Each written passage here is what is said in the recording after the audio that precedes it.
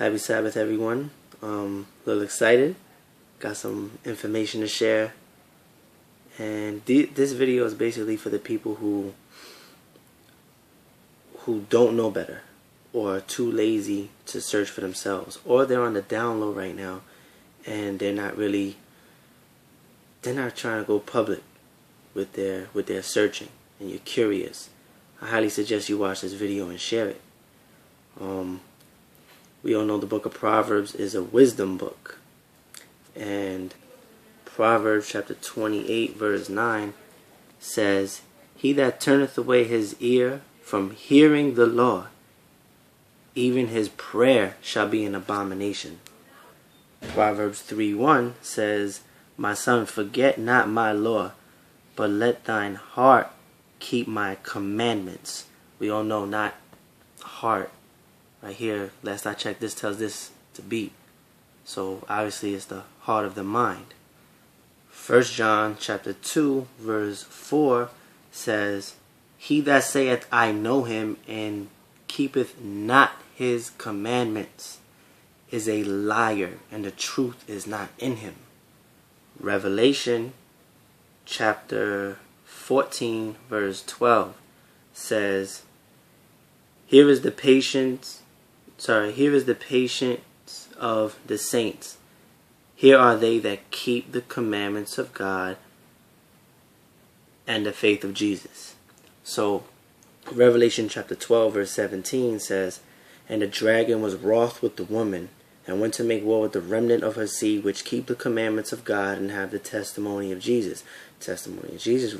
And later on in Revelation chapter 19 verse 10 says, "For the testimony of Jesus is the spirit of prophecy."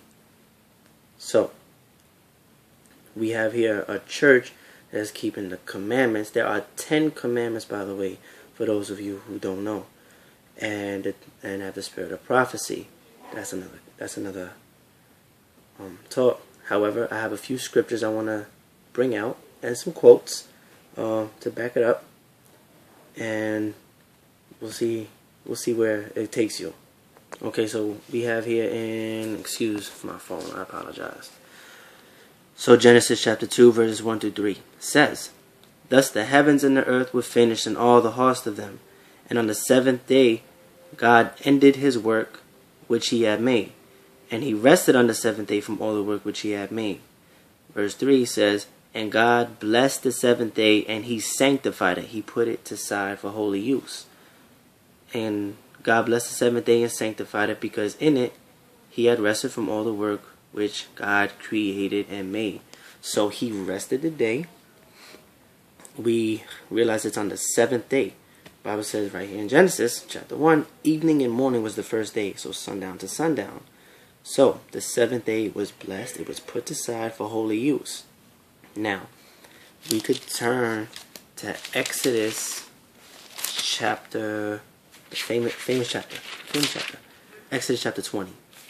And this, a lot of people know, it is the 10 commandments, all right, that was given to Moses. Now, Exodus chapter 20, my apologies, Exodus chapter 20 verses 8 through 11 says, verse 8, remember, can I tell you go, if I don't tell you when you go into the store, I can't tell you, remember to get the bread. You're going to say, okay, I'll get the bread, but you never told me.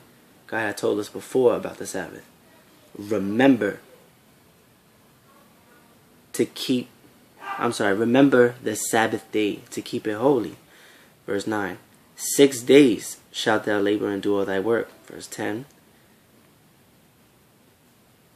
but the seventh day is the Sabbath of the Lord thy God. It is not the Jews' Sabbath. It is not the Seventh-day Adventist Sabbath. It is not the Seventh-day Baptist Sabbath. It is God's Sabbath. So don't say, oh, your Sabbath is so-and-so and my Sabbath. So there's one God, one truth, one baptism, one remnant. Therefore, there is one Sabbath. There's a type and an antitype. So it says, Sabbath of the Lord thy God. In it thou shalt not do any work. Thou nor thy son, nor thy daughter, nor thy manservant, nor thy maidservant, nor thy cattle, nor thy stranger that is within thy gates. Verse 11. I'm sorry, I lost my place. Verse 11. For in 6 days the Lord made heaven and earth, the sea, and all that in them is. And he rested the 7th day. Wherefore the Lord blessed the Sabbath day and hallowed it. I apologize for the cutting in and out. I'm the only Christian in my house. There's a lot of noise. It's very distracting. So Isaiah chapter 66 verse 23 says, and it shall come to pass that from one new moon to another, and from one Sabbath to another, shall all flesh come to worship before me, saith the Lord. So we have Old Testament. Now we can go into New Testament, because Jesus was here for many reasons. But one of the reasons was to carry out the law so that man can do it. Now, a famous one right here, Mark chapter 2, verses 27 and 28. It says, and he said unto them, that is Jesus speaking, that Sabbath was made for man, and not man for Sabbath. Verse 28. Therefore, Son of Man is also Lord of the Sabbath. Now, if you know the Sabbath has 7 letters, it's 7 days in a week, and the word Father is in there, Abba. So that is a weekly Father's Day. That is a weekly memorial. That is a weekly date that we have with our Creator.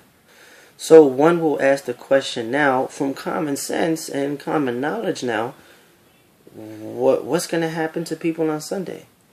I'm not saying anything. I'm going to bring up scripture.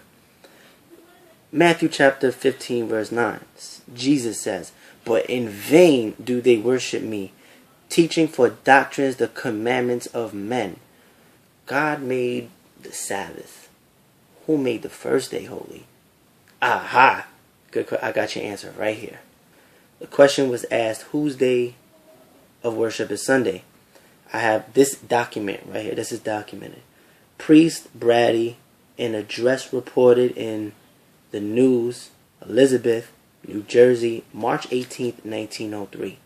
It says, it is well to remind the Presbyterians, Baptists, Methodists, and all other Christians that the Bible does not support them anywhere in their observance of Sunday. Sunday is an institution of the Roman Catholic Church, and those who observe the day observe the Catholic Church. Another one asks, why do we reverence Sunday by keeping it holy? It says, it was the Catholic Church which has transferred this rest to Sunday in remembrance of the resurrection of the Lord. Therefore, the observance of Sunday by the Protestants is the homage they pay, in spite of themselves, to the authority of the Catholic Church. So, we're just looking at Christ. Christ said, when we're in Him, we're not of the world. Behold, all things become new. There is no new way to worship. Let's go to Jeremiah chapter 6, verse 16. Before I go there, I want you guys to realize there is a criteria to get to heaven. There are 10 commandments. How do we give God glory? To reveal His character. How do we reveal His character? Where is His character? The law, the 10 commandments. Jesus was, a lot of people say, oh, Jesus was the law, was nailed to the cross. Jesus was the law. He's the commandments. That is His character, and we have to possess His character. I ask you this. Some of you might say, oh, what's going to happen to me then? I'll answer right now.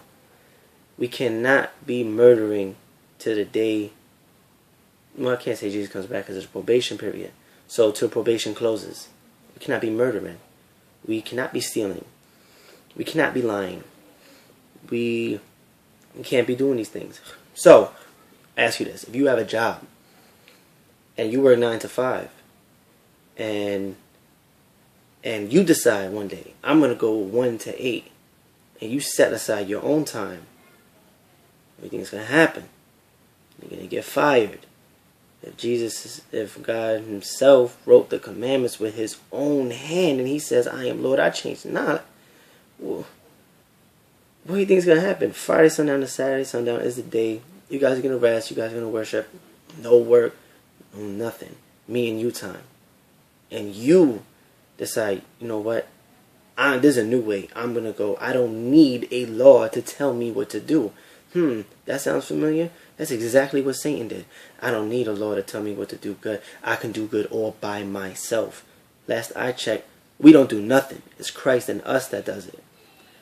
Therefore, Jeremiah chapter 6 verse 16, thus saith the Lord, stand ye in the old ways, and see, and ask for the old paths. Where is the good way? And walk therein, and ye shall find rest for your souls. But they said, we will not walk therein.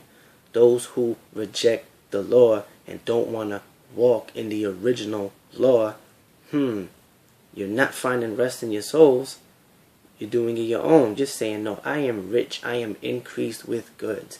Every time your prayer will be an abomination. We just read it.